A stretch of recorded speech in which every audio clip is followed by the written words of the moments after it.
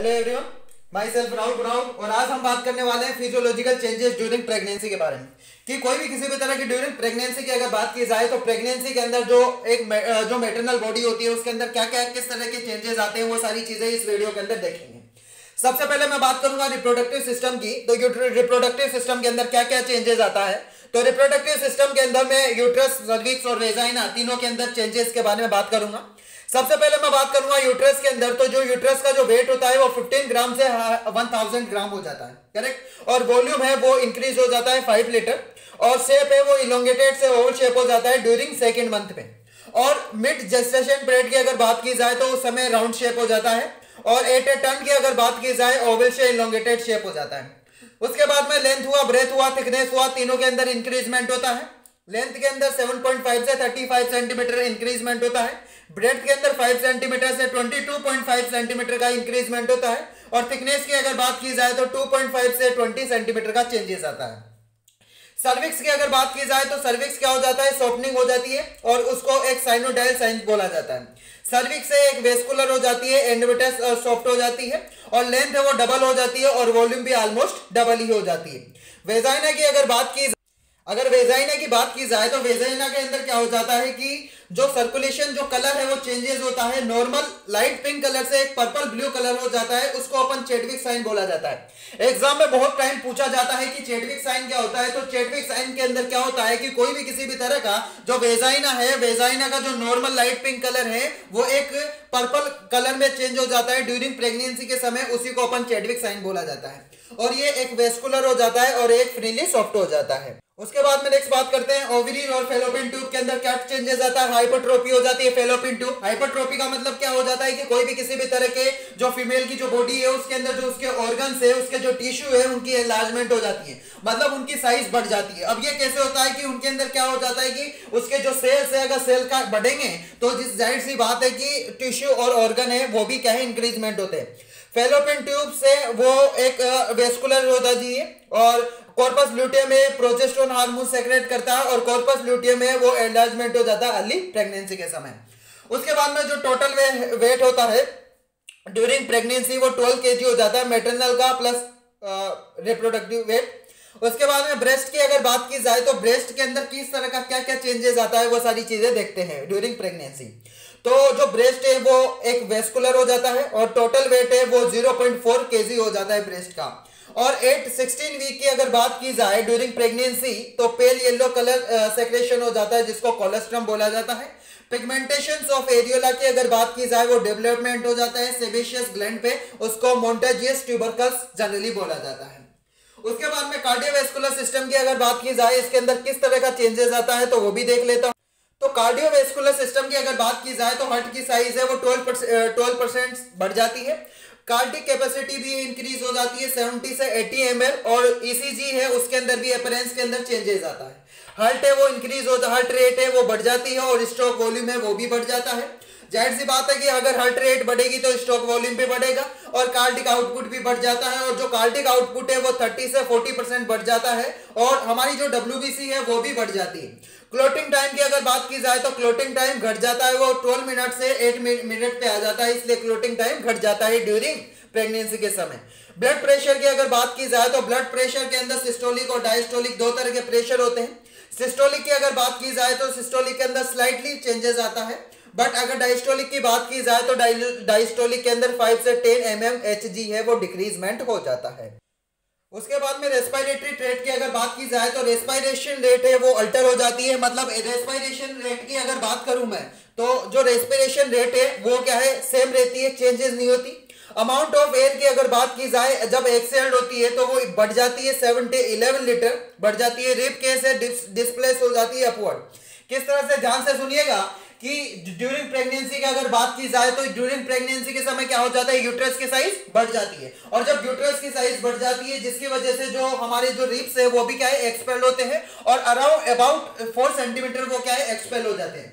जब जो रिप्स है वो एक्सपेल हो जाते हैं अबाउट 4 सेंटीमीटर, जिसकी वजह से अगर यूट्रस की साइज बढ़ जाती है जिसकी वजह से जो रिप केज होते हैं वो भी अपवर्ड की तरफ डिस्प्लेसमेंट हो जाते हैं।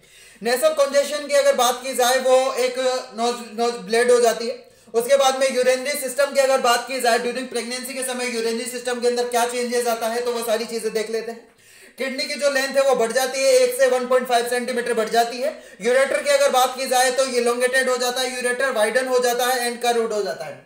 ब्लैडर की अगर बात करता हूं तो ब्लैडर क्या हो जाता है, वेस्कुलरिटी बढ़ जाती है ब्लैडर के अंदर, मसल टोन है वो घट जाती है और फ्रिक्वेंसी होती है यूरिन की वो भी बढ़ जाती है। जीएफआर की अगर बात की जाए, ग्लोमेरुलर फिल्ट्रेशन रेट की, तो ग्लोमेरुलर फिल्ट्रेशन रेट अबाउट 15% की अगर बात की जाए वो बढ़ जाती है। रीनल प्लाज्मा फ्लो की अगर बात की जाए वो 25 से 50% बढ़ जाता है।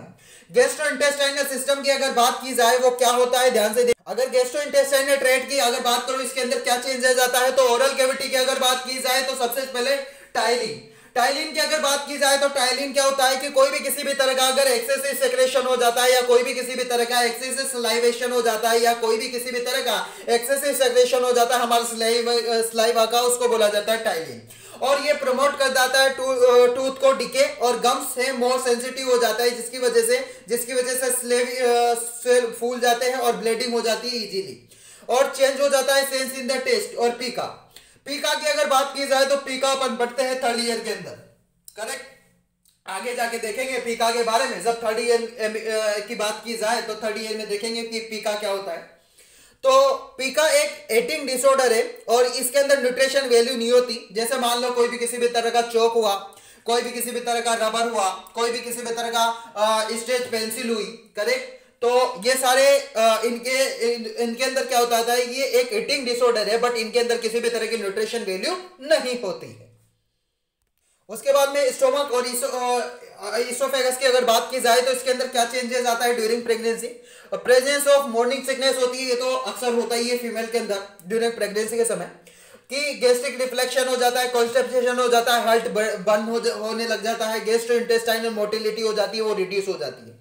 अब जानते हैं कि गैस्ट्रो मोटिलिटी इंटेस्टाइनल जो मोटिलिटी है वो क्या होती है, कि कोई भी किसी भी तरह का जो फूड का जो मोमेंट होता है ये हमारे फेरिंग से होता है, फिर स्टोमक की बात की स्टोमक के अंदर होता है, फिर उसके बाद में स्मॉल इंटेस्टाइन के बाद लार्ज इंटेस्टाइन के बाद आउट ऑफ बॉडी के अंदर हो जाता है। तो जो मोमेंट होता है ना फूड का, फेरिंग्स के अंदर, स्टोमक के अंदर, intestine, large intestine, small intestine और आउट ऑफ बॉडी, इसको बोला जाता है गैस्ट्रोइंटेस्टाइनल मोटिलिटी, वो घट जाती है। उसके बाद में मेटाबॉलिक चेंजेस की अगर बात की जाए तो सभी तरह के जो मेटाबॉलिक फंक्शन होते हैं वो इंक्रीज हो जाते हैं।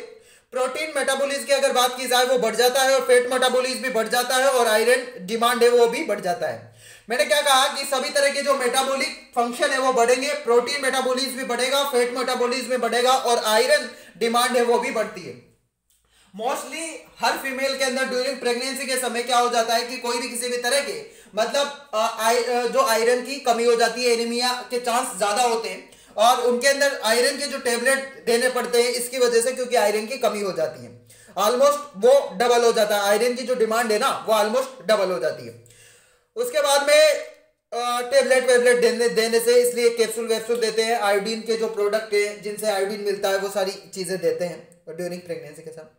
स्केलेटल चेंजेस की अगर बात की जाए, नमनेस हो जाता है, अचिंग हो जाता है और वीकनेस हो जाता है, आर्म है वो कमजोर हो जाते हैं, रिलैक्सेशन हो जाता है, सिम्फाइसिस, प्यूबिस सिम्फाइसिस और जिसकी वजह से पाइलोरिक पार्ट पे, और मोटिलिटी है वो बढ़ जाती है, सेक्रोइलिक और सेक्रोकोकिजियल जॉइंट है उसकी मोटिलिटी है वो बढ़ जाती है, ये स्केलेटल चेंजेस आता है। स्किन चेंजेस की अगर बात की जाए, अगर स्किन चेंजेस की बात की जाए तो पाल्मल एरिथमा हो जाता है। पाल्मल एरिथमा के अंदर क्या होता है कि हमारा जो पाल्म होता है ना, फीमेल का जो पाल्म होता है ड्यूरिंग प्रेगनेंसी के समय वो रेड कलर का हो जाता है। लीनिया निग्रा की अगर बात की जाए, इसके अंदर क्या हो जाता है कि कोई भी किसी भी तरह का डार्क हेयर लाइनिंग हो जाती है अम्बेलिकल से एक प्यूबिस सिम्फाइसिस तक।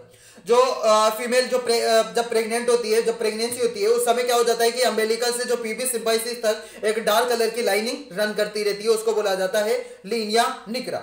उसके बाद में क्लोरेस्मा हो जाता है। क्लोरेस्मा के अंदर क्या हो जाता है कि जो फेस हुआ और फोरहेड हुआ या उनकी जो स्किन होती है वहां पे ब्राउनिश कलर का एक हाइपर पिगमेंटेशन डेवलपमेंट हो जाता है।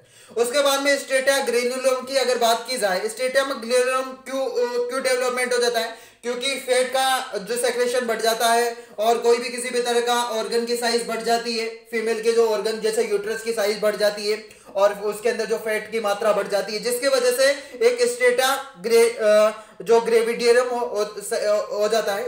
इसके अंदर क्या हो जाता है कि जो एब्डोमिनल थाई और ब्रेस्ट है इसके अंदर क्या हो जाती है, स्ट्रेचिंग हो जाती है। उसके बाद में एंडोक्राइन सिस्टम की अगर बात की जाए तो एंडोक्राइन सिस्टम के अंदर क्या होता है कि साइनोट्रोपिक ब्लास्ट हो जाता है जो एससीजी का ह्यूमन कोरियोनिक गोनेडोट्रोपिन हार्मोन्स का सेक्रेशन करता है। प्लेसेंटा की अगर बात की जाए तो वो HPL human placental lactotropin hormone secrete करता है और उसी को ह्यूमन कोरियोनिक सोमेमेटोट्रोपिन हार्मोन्स भी बोला जाता है। पिट्यूटरी ग्लैंड है उसकी साइज बढ़ जाती है और वो एक जिसकी वजह से हमारे अगर मान लो कि फीमेल ड्यूरिंग प्रेगनेंसी की अगर बात की जाए तो पिट्यूटरी की साइज बढ़ जाने की वजह से क्या हो जाता है, हेडची हो जाता है, करेक्ट, और सिर में दर्द होता है। और उसके बाद में एफएसएच और एलएचए वो इनहिबिट हो जाता है प्रेगनेंसी के समय। थायराइड ग्लैंड है वो उसकी साइज बढ़ जाती है जिसकी वजह से बेसल मेटाबॉलिक रेट है, बीएमआर की जो रेट है वो बढ़ जाती है।